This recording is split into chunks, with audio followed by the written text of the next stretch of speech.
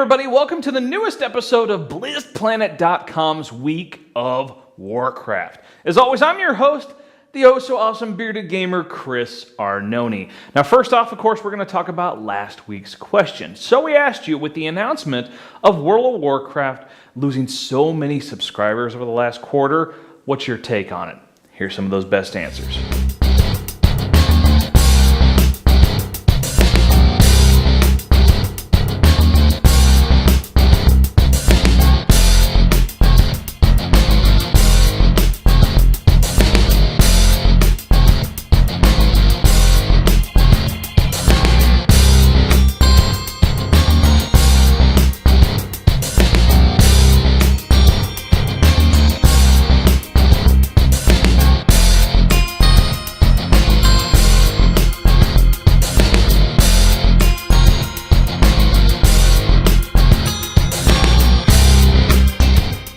All right, great answers as always, guys. Let's get into that weekly news roundup.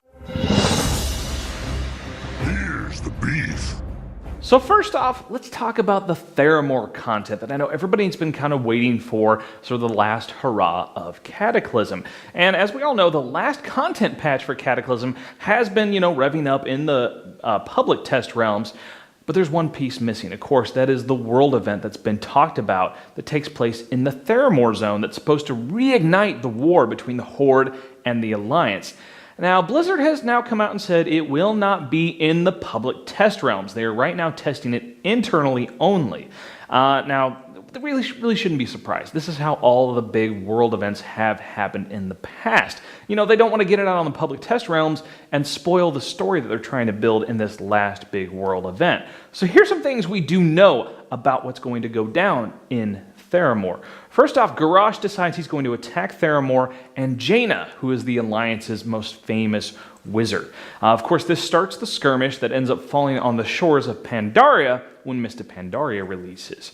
So we're going to see this live in the live realms, here within the next upcoming weeks that are going to be leading up to the official Mists of Pandaria release, September 25th. Now, in case you want to know more about this a little ahead of time, Christie Golden's novel Tides of War is going to go over Jaina's story about the battle taking place there at Theramore, and that's coming out August 28th, so almost a full month ahead of Mists of Pandaria releasing. Should be plenty of time to get through that book, get caught up, and get ready for that big new expansion to come out. Next up, we're going to talk about non-game, okay? How about World of Warcraft movie stuff, all right? So back at San Diego Comic-Con, we got some big news. Sam Raimi is no longer attached to the World of Warcraft movie as a director, but there's some other stuff. Basically, the project is not being scrapped. I know they've been talking about it for like 5 years, and everybody was really worried when Sam Raimi said he was no longer involved, that maybe they were going to scrap the project. Well, that is not the case, okay? Legendary Entertainment is now bringing on Charles Leavitt to pen the script. I may have mispronounced his name there, but what do you do? Now, it's unknown if Leavitt will be completely rewriting or just reworking the one that was already written by Robert Rodan. We don't know that yet, but he's definitely coming in to do some script writing. And a new director to replace Sam Raimi is still at this point unknown, but the project is still moving forward. So that's good news for people who have been excitedly anticipating that World of Warcraft movie. Now, there's a YouTube video that has come out recently. No, it wasn't one of my bearded gamer awesome shows. No, something else entirely. And the big quote that's being pulled out of it is, "I would rather hire a high-level World of Warcraft player than an MBA grad from Harvard." All right? So this is learning guru John Seeley Brown. Came out and said he would rather hire an expert of World of Warcraft than someone with a master's in business from Harvard University, which is, it's Ivy League, seriously. But what he said is, they have all of these things that they do, these higher level guilds. They have abilities to recruit the best players and get the best out of them. It's, team building skills. They also can come up with new strategies to help defeat these raid bosses, and these players don't have a bonus structure behind them. They're not incentivized other than, just passion and an interest and a shared common interest and shared goals. So that's really just these incredible motivators that if they're willing to do that and do that kind of work, when there's no monetary benefit. Imagine what can happen if you hire them, put them in a corporate environment with some big money. What'll happen at that point? So he makes some good points. He says that only passion and interest is what really works. That's what really gets people going.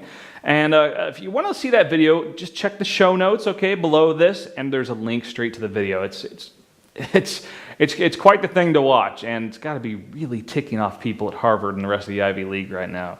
So yeah, play World of Warcraft, and you can get a great job. We'll see how that actually pans out. So we'll finish off, as we often do, with a question. And of course, answer the question, throw it down in the comments, and next week's show, we're going to highlight the best answers.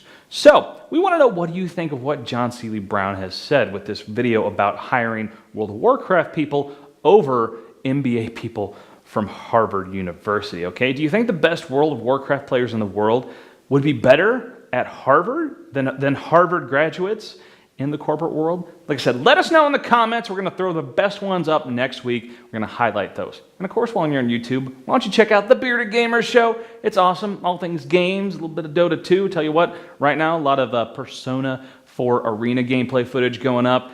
It's good times. Check it out. And of course, go to Blizzplanet.com. All the news, reviews, fantastic community, everything you need to know about Blizzard Entertainment games.